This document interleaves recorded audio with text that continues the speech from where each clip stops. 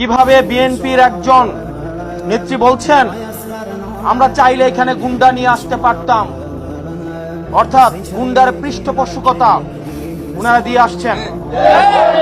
আমরা দেখছি নির্বাচন কমিশনের বাইরে লাঠি সোঁটা নিয়ে মহড়া দিচ্ছে।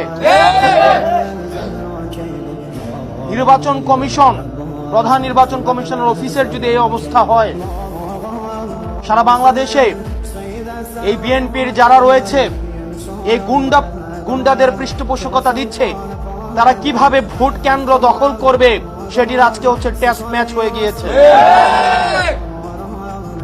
এবং এইসব নেতাকর্মী বাংলাদেশে কিভাবে, হাসিনার সময় আমরা বলতে শুনেছি, হাসিনা বলতো 20টা হুন্ডা 10টা গুন্ডা, নির্বাচন ঠান্ডা।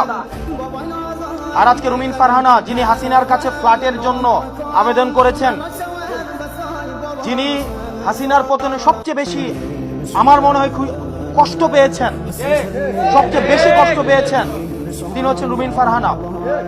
আমরা 15 আগস্টে আওয়ামী লীগ থেকেও বেশি আওয়ামী লীগ পণ্য যাদেরকে মনে হয়, তাদের মধ্যে রুমিন ফারহানা অন্যতম।